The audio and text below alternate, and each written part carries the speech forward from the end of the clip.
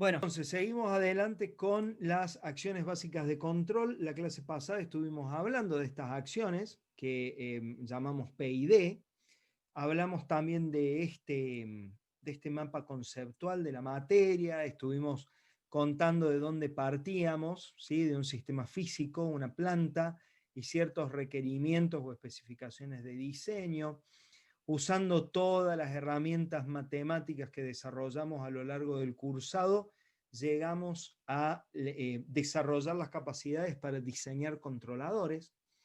Los primeros que diseñamos fueron controladores puramente proporcionales, usando el lugar de raíces como herramienta para vincular casi todo lo que hay acá.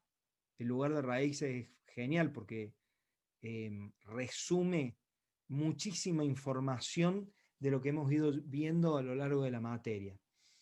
Después de aprender a diseñar compensadores proporcionales, dijimos, bueno, en vez de una ganancia, podemos poner cualquier cosa, podemos poner una función de transferencia.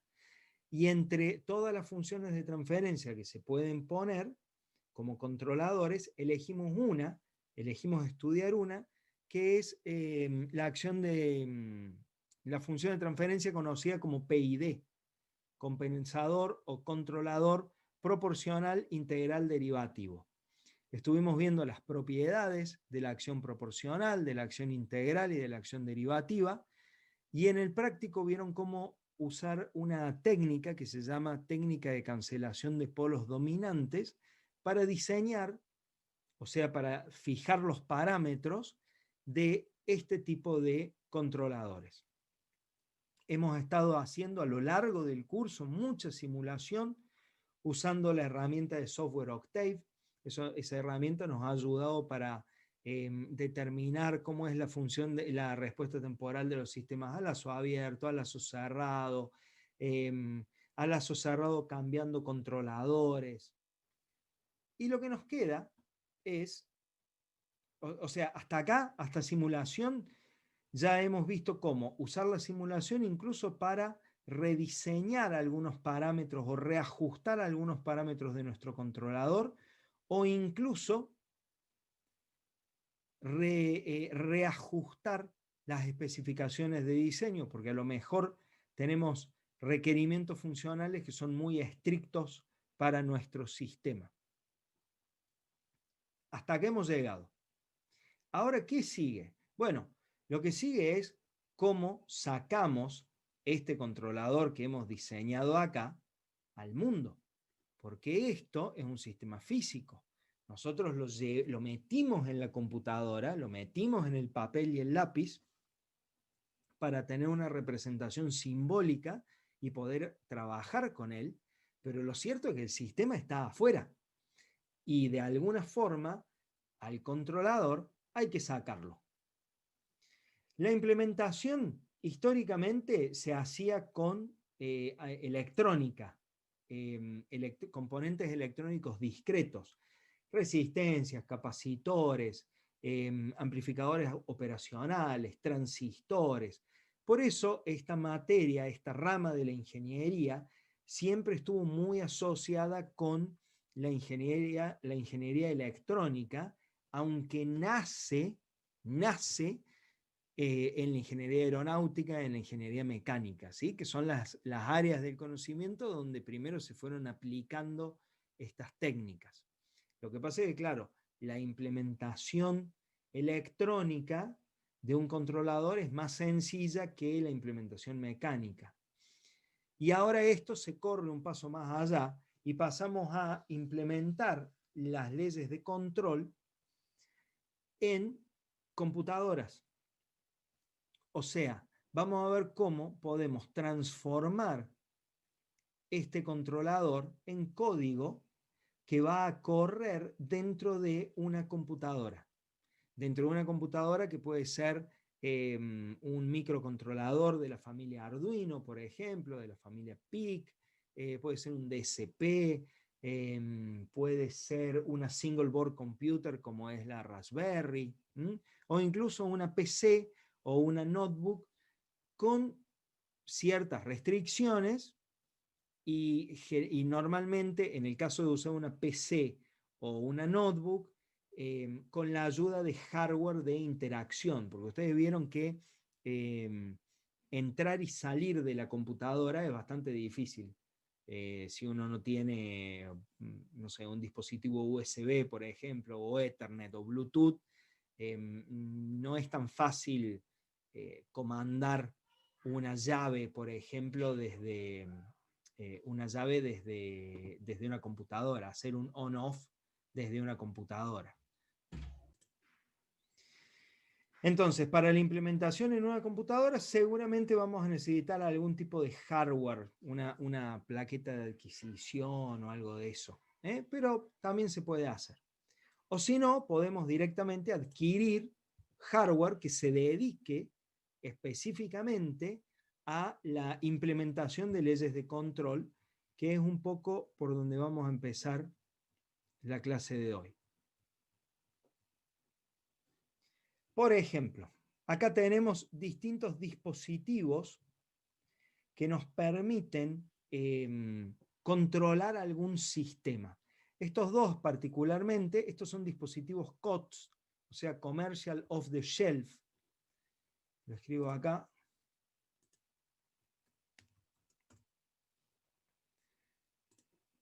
O sea, dispositivos que ustedes pueden comprar. Este primero, un Gecko Drive. Este es un control de posición de motor, de un motor de corriente continua. Este Gecko Drive trabaja, si mal no recuerdo, con hasta 50 voltios y 10 o 20 amperes, una cosa así. Puede manejar hasta motores de ese tamaño, ¿sí? Tenemos como entrada, a esto se le pone la entrada de referencia por acá, con una serie de pulsos, se conecta el motor, los encoders y qué sé yo. Lo interesante está de este otro lado, donde nos encontramos con un preset para ajustar la ganancia proporcional, un preset para ajustar la ganancia integral y un preset para ajustar la ganancia derivativa. Es decir, este Gecko Drive acá adentro tiene un PID. ¿Qué son los presets? Los presets son potenciómetros, ¿sí? Una llave que gira. Entonces, ¿cómo ajustamos el valor de la ganancia proporcional, la integral y la derivativa? Si yo hago mi análisis, yo analizo mi sistema, lo modelo, le saco todas las constantes, diseño un compensador P y D y llego a la conclusión de que la ganancia P tiene que ser 1.28, la I 0.73 y la D 0.05. ¿Cómo pongo esos valores en este driver? Y no se puede. ¿Por qué? Porque no tengo ninguna referencia numérica de los valores de las ganancias proporcional, integral o derivativa. Este tipo de controlador se ajusta empíricamente, o sea, con el sistema funcionando. Y el fabricante entrega la información de un procedimiento de ajuste.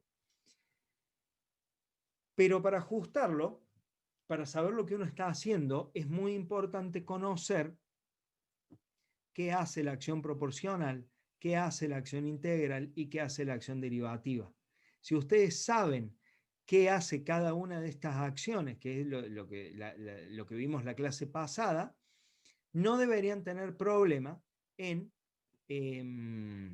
setear un sistema con este controlador. Y esto era barato, menos de $100.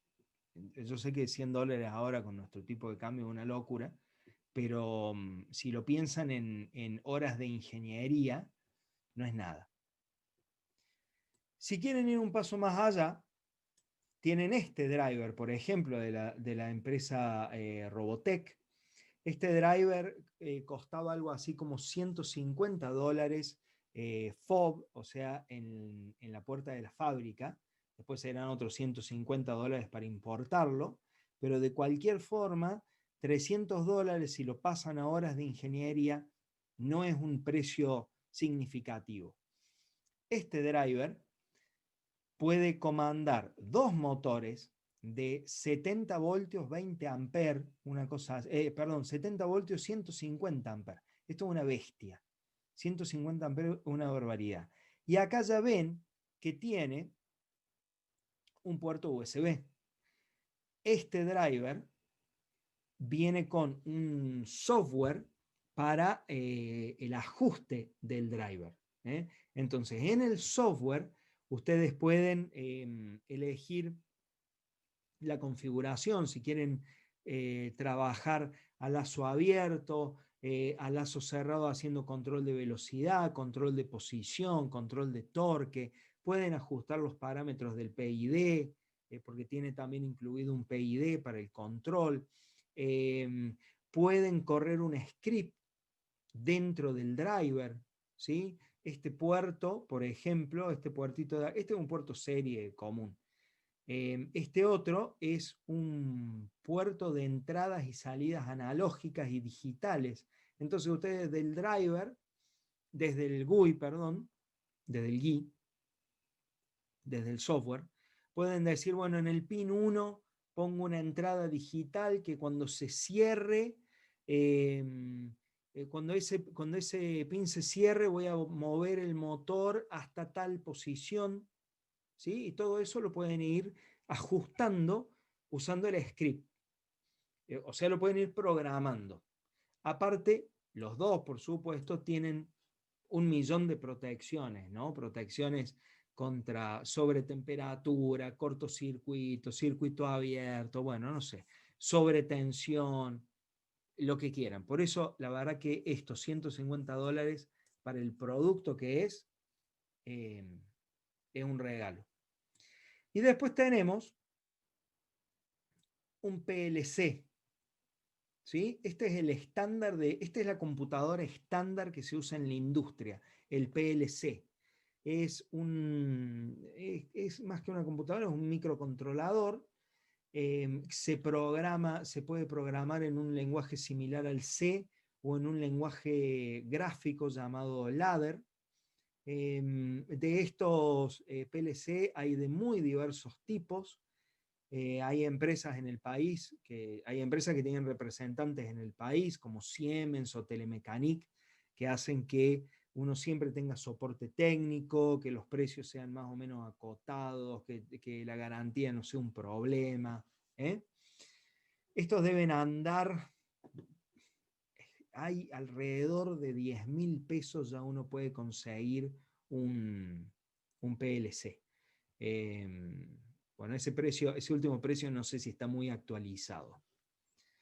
¿Sí? Pero estos son ejemplos comerciales de controladores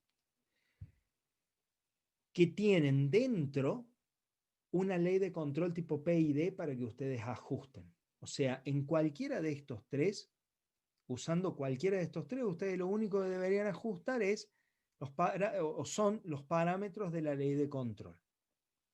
Ya sea por un método práctico o usando los software de programación de cada uno de estos dispositivos. Ahora,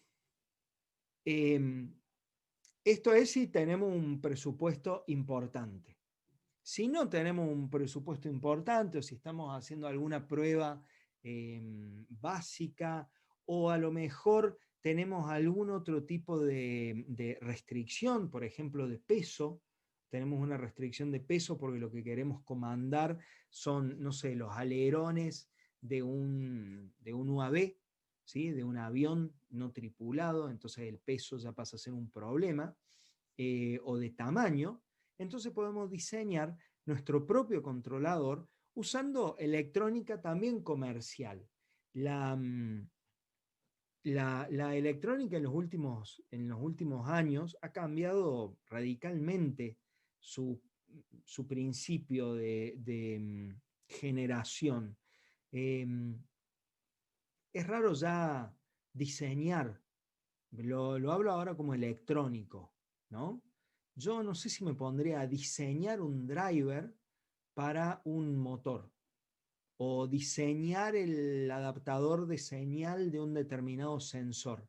La verdad es que lo primero que voy a tratar de hacer es comprarlo, comprar uno. Y la electrónica actualmente es muy modular y uno puede comprar sensores MEMS, drivers de motores de distinta potencia, desde pocos vatios hasta kilovatios, controladores de cualquier tipo. La verdad es que la oferta hoy por hoy es muy amplia, ¿no? Como para decir, bueno, no, me largo y en vez de gastar $150 en esto, que se van a terminar haciendo 300, trato de armar un sistema por 2.000 pesos o 3.000 pesos.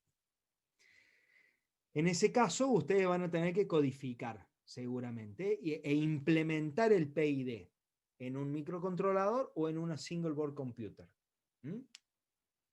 Entonces, la función de transferencia o la ecuación diferencial que representa el PID va a tener que transformarse en una ecuación en diferencias, ¿sí? En tiempo discreto, debería decir acá, en tiempo discreto, para poder codificarse. O sea, tengo que transformar la función de transferencia en código. Esa codificación se tiene que ejecutar después en intervalos regulares de tiempo, llamado tiempo de muestreo. O sea, yo voy a generar un código que se tiene que ejecutar cada intervalos regulares de tiempo, cada 1 milisegundo, por ejemplo. Pero el reloj tiene que ser fijo y muy preciso. Pasa 1 milisegundo, se ejecuta de nuevo, pasa 1 milisegundo, se ejecuta de nuevo y así sucesivamente. Entonces, claro, estas leyes de control tienen que tratar de ser cortas, ¿sí? y rápidas de ejecución. Sobre las condiciones que tiene que cumplir este tiempo de muestreo vamos a hablar más adelante. La clase que viene vamos a profundizar en el proceso de digitalización de la ley de control y de la implementación. Vamos a hablar un poquito más del hardware. Hoy nos vamos a quedar en el software. Recordando que la ley de control en tiempo continuo es UDT igual a Kp por EDT más Kp sobre T sub I por la integral de EDT diferencial de T más Kp por TD por la derivada de E con respecto de T. Y acá van a notar algo. En las expresiones anteriores de esta ley de control, nosotros teníamos acá un paréntesis y Kp que aparecía multiplicando a todos estos términos. Bien, esa forma de la ley de control es útil para el diseño. ¿Sí? ¿Por qué? Y porque ustedes vieron que nos permite ajustar el valor de TI y de TD usando la cancelación de polos dominantes, por ejemplo, y luego el valor de Kp mediante el lugar de las raíces. Ahora, al momento de implementar, no es la óptima, no es la fórmula óptima.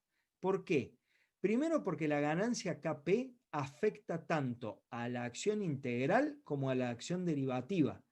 ¿Sí? No está tan separado el efecto de cada acción. La integral y la derivativa sí están separadas, pero la proporcional afecta a todo el conjunto. ¿Sí? Y eso no siempre es bueno para hacer el ajuste fino, ¿sí? Para hacer el ajuste final cuando vamos a implementar. Y por otro lado, en la ley original, el tiempo de integración está en el denominador, aparece dividiendo, con lo cual, cuando este tiempo aumenta, cuando esta constante aumenta, el efecto de la acción integral se hace más chico, que es lo contrario a lo que pasa cuando Kp aumenta o cuando TD aumenta. No es muy lógico. Y además, con esta implementación, deberíamos, si queremos hacer cero la acción integral, si queremos que la acción integral desaparezca y quedar con un controlador PD, deberíamos poner acá un infinito. Y eso desde la matemática está bien, pero si vamos a la práctica de ingeniería, ya empieza a ser un poco desprolijo. Entonces, lo que hacemos es distribuir Kp, distribuimos Kp, y ahora nos encontramos con que todo esto es una constante que nosotros podemos variar y que vamos a llamar Ki, y que esta es otra constante que podemos variar y que vamos a llamar Kd. Más que podemos, sí, podemos variarla, podemos modificarla. Entonces ahora, tanto Kp como Ki como Kd tienen más o menos la misma lógica, ¿no? Si aumento Kp, aumenta la acción proporcional. Si aumento Ki, aumenta la acción integral. Si aumento Kd, aumenta la acción derivativa. Si hago que Ki sea igual a 0, desaparece la acción integral. Si hago que Kd sea igual a 0, desaparece la acción derivativa.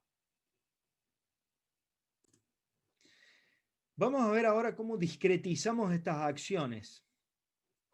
Arrancando por la más sencilla, la acción proporcional. En el dominio del tiempo continuo, la acción proporcional es igual a Kp por el error en ese instante de tiempo. Si lo vamos a discretizar, la discretización es muy sencilla, porque es igual, la acción proporcional en tiempo discreto es igual a la constante Kp por el error en el instante de tiempo en el cual se está ejecutando el código. Y vamos a ver si podemos ir, ya que estamos, escribiendo un poquito de código.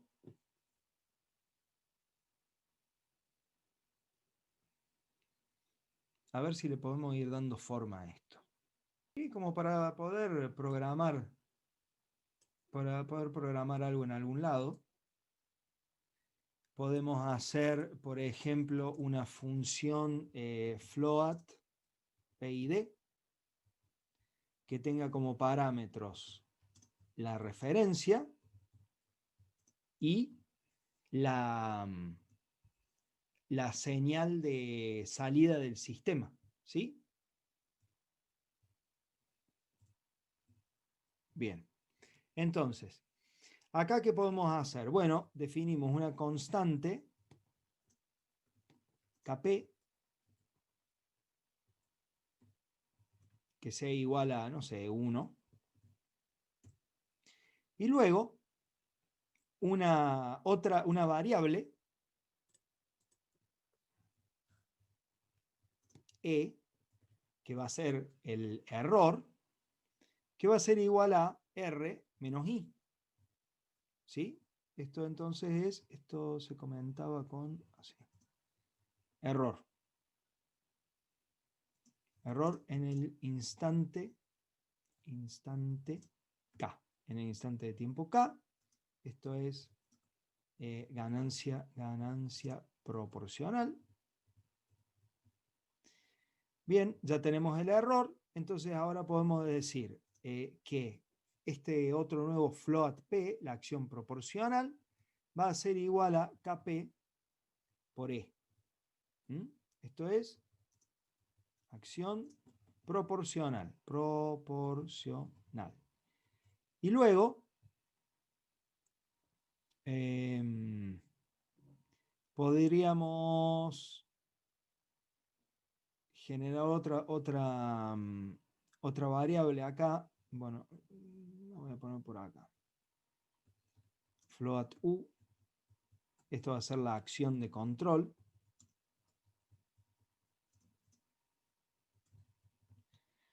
En realidad, para hacerlo más prolijo, podría hacer esto, ¿no?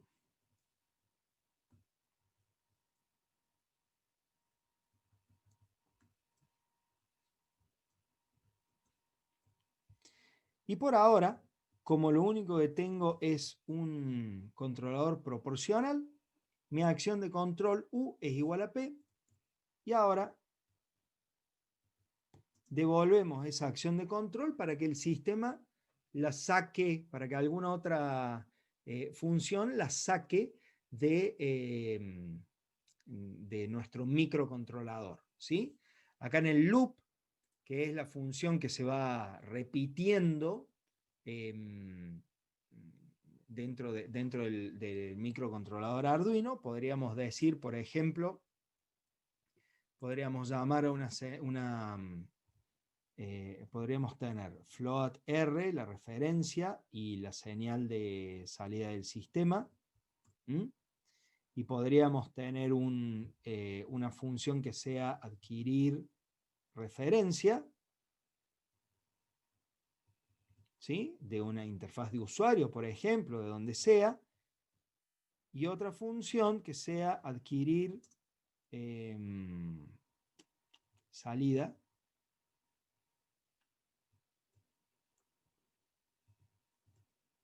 ¿sí? Desde donde esta función se encargará de tomar un dato de un sensor o de lo que sea. Con eso llamaremos a el PID, vamos a hacer, acá tendremos otra float U, que es la acción de control, llamamos a PID, pasándole como parámetros RI, y luego podemos tener otra función que sea ejecutar acción, y le pasaremos como parámetro U. Entonces, esta función es la que se encarga de ver cuál es el set point, cuál es la referencia del sistema. Como sea, a través de una app conectada por Bluetooth al celular del usuario, o por una interfaz más sencilla, qué sé yo, como sea. Tenemos otra función que es la encargada de censar la variable de salida de nuestro sistema, censar en qué estado está nuestro sistema. Sobre esta, la clase que viene, vamos a generar algo de información, vamos a desarrollar un poco esto. Luego tenemos la ejecución de la ley de control, el cálculo de la acción de control, y por último la ejecución. ¿Esto qué hace? Y esto saca la acción de control de mi microcontrolador al mundo real, ¿sí? Y de eso también vamos a hablar un poquito la clase que viene. Y podríamos hacer también, podríamos tener un const long TS, tiempo de muestreo,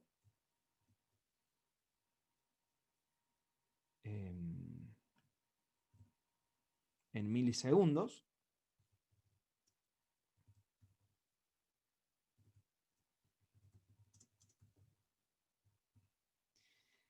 Y acá lo que hacemos es, le agregamos a este loop un delay de ese tiempo de muestreo, ¿sí? De forma tal de que se ejecute todo este código y dejamos pasar un milisegundo antes de volver a ejecutarlo. Dejamos pasar un milisegundo, lo volvemos a ejecutar y así sucesivamente, ¿sí? Esto es una versión muy elemental, pero las nociones básicas están ahí.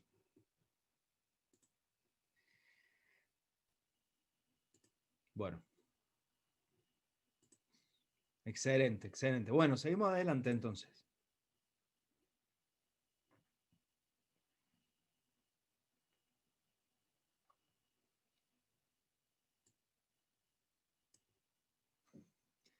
Bueno. Bueno, me acabo de dar cuenta que no pausé la grabación en todo el recreo, así que le voy a tener que hacer una edición fuerte a este video, ¿no? Para sacar 15 minutos de nada. Bien. Ahí, ahora seguimos. Entonces, tenemos la digitalización de la acción proporcional en el dominio del tiempo continuo, P es igual a Kp por el error en el instante actual. En el dominio del tiempo discreto, P, la acción proporcional, es igual a Kp por el error en el instante actual. Y ya vimos cómo podemos transformar esto en código. Vamos a seguir ahora con la discretización primero de la acción derivativa. Y para hablar de la acción derivativa, sería interesante que recordemos la definición de derivada de análisis 1. ¿Se acuerdan que la definición de la derivada de análisis matemático era que la derivada es el límite para delta t que tiende a 0 de, en este caso, delta e sobre delta t?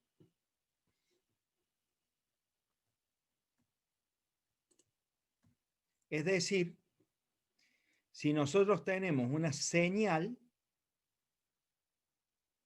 la derivada se consigue haciendo, tomando dos puntos cualquiera para un intervalo de tiempo delta t, ¿sí?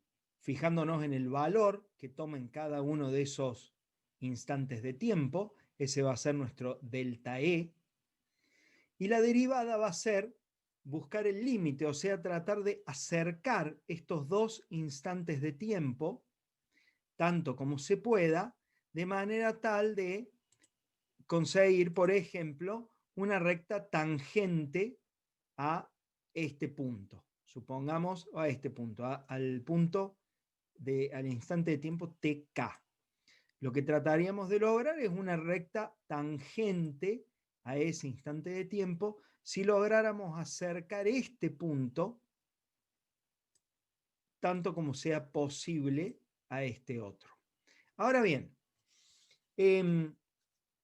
como nosotros estamos ejecutando nuestra función, nuestro código en intervalos regulares de tiempo, t sub s, este delta t está fijo, no lo podemos modificar. No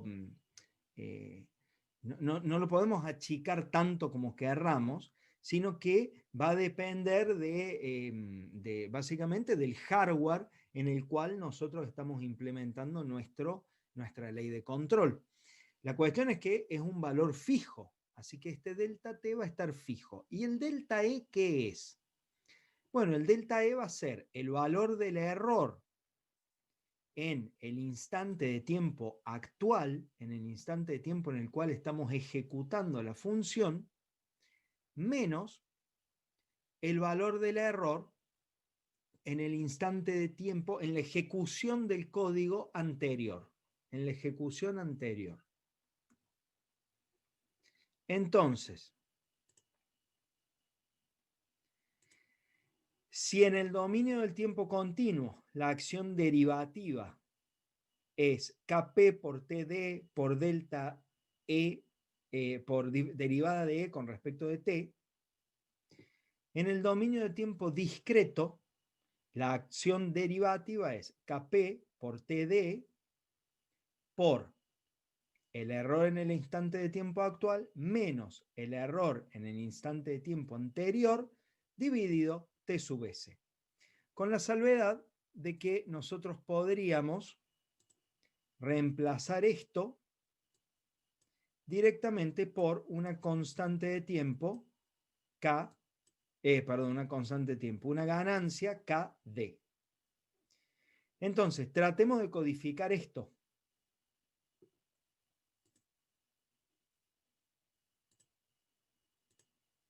Volvemos acá a nuestro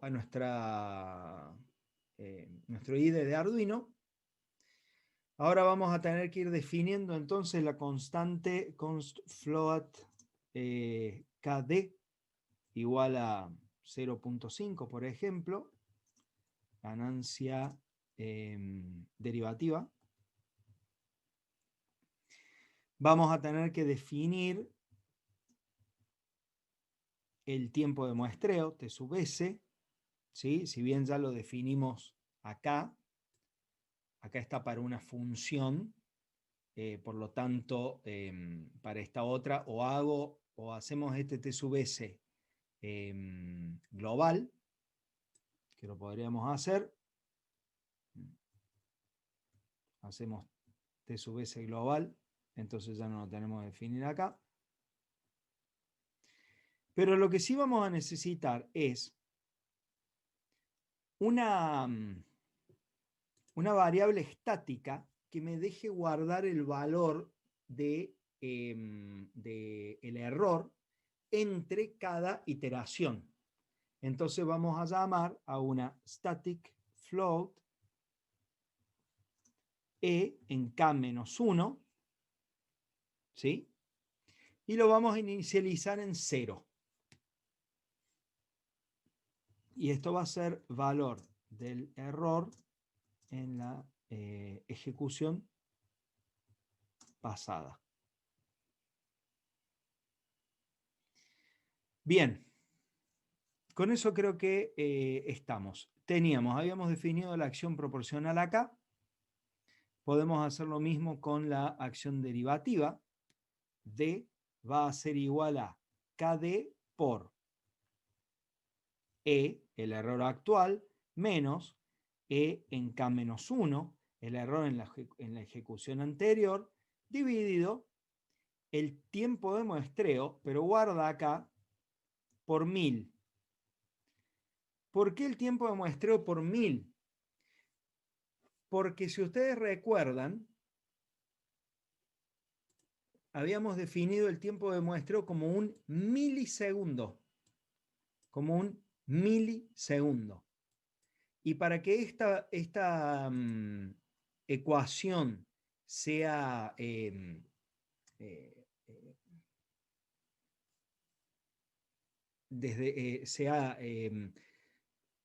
consistente, ahí está, consistente desde el punto de vista de las unidades de medida, necesitamos medir las constantes y las variables temporales en segundos. Por eso vamos a multiplicar el tiempo de muestreo por 1000 para llevarlo a segundos. Esta es la acción derivativa. Hemos codificado la acción derivativa. Nuestra acción de control ahora puede ser U igual a P más D. Ahora hemos armado un controlador PD. Pero antes de salir de esta función, tenemos que guardar el valor del error actual para nuestra próxima ejecución. Entonces, antes de salir, esto es acción de control.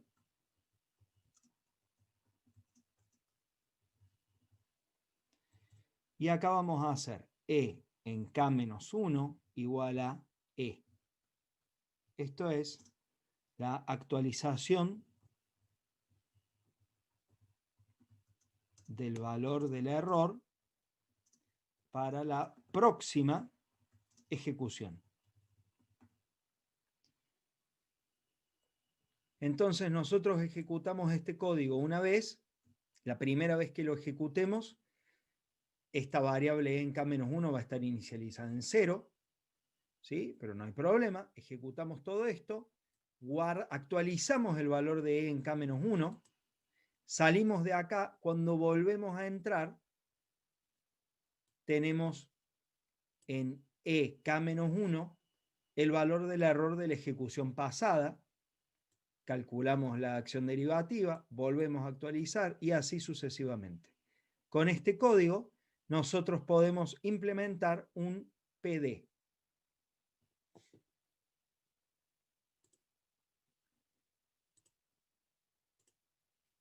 Bien, esta técnica de diferenciación se llama diferenciación hacia atrás. ¿Por qué? Porque estamos parados en un punto en el tiempo, y tomamos la derivada hacia el instante de tiempo anterior. ¿Sí? Estamos parados acá y consideramos la derivada hacia tiempos pasados.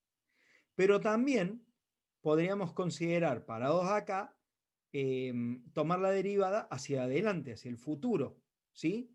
Eso se llama diferenciación hacia adelante, justamente. Y es lo que vamos a usar para determinar la acción integral, que es justamente la acción que nos queda por discretizar. La acción integral es Kp sobre Ti, una constante, por la integral del error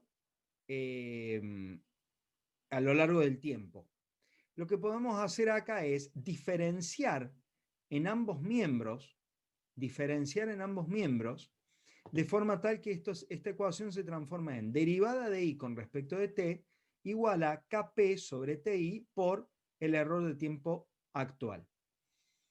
Y aplicando la misma técnica de diferenciación, pero ahora hacia adelante y considerando de nuevo T sub S, el tiempo de muestreo, nuestro delta T, transformamos esto en tiempo discreto en esto que tenemos acá, donde I en K más 1 menos I en K, o sea, el valor de la acción integral en el futuro menos el valor de la acción integral ahora, dividido T sub S, es igual a una constante por el error actual. Por lo tanto, de acá podemos despejar que el valor de la acción integral, pero no ahora, sino en la próxima ejecución del código, va a ser el valor actual más una constante que vamos a llamar KI por tiempo de muestreo por el error actual. Y de nuevo, vamos a ver cómo codificamos esto.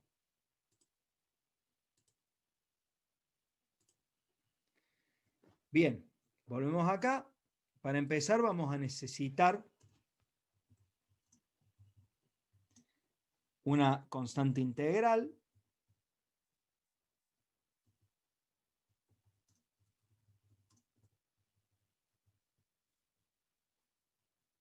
Y vamos a necesitar un lugar a donde guardar el valor de la integral. Entonces, vamos a hacer static float y en K plus 1. O sea, el valor de la acción integral en la próxima ejecución.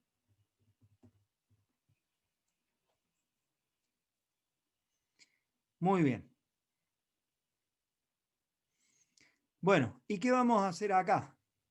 Bueno, acá directamente nos vamos a venir, cuando ya esté corriendo este código, en la ejecución número K, se supone que en la ejecución anterior voy a haber calculado este valor. Por lo tanto, esta acción de control la puedo reescribir como U igual a P más I en K plus 1 más D. Tengo la acción de control, la acción proporcional, la I en K más 1 y la acción derivativa. Ahora, antes de salir de esta función, tenemos que actualizar el valor de I en K más 1. Entonces, I en K más 1, el valor de la acción integral en la próxima ejecución va a ser igual a sí misma más KI por TS por 1000, de nuevo, el 1000, recuerden, es para mantener coherencia con las unidades de medición, por el error actual. Entonces esto es actualización del valor de la acción integral. Y ya está. La primera vez que ejecutemos este código, la acción integral va a valer 0, pero a partir de ahí va a empezar a acumular. Va a empezar a acumular en función del valor del error. Y ahí tenemos un ejemplo de un código de ejecución o de síntesis, mejor dicho, de un PID.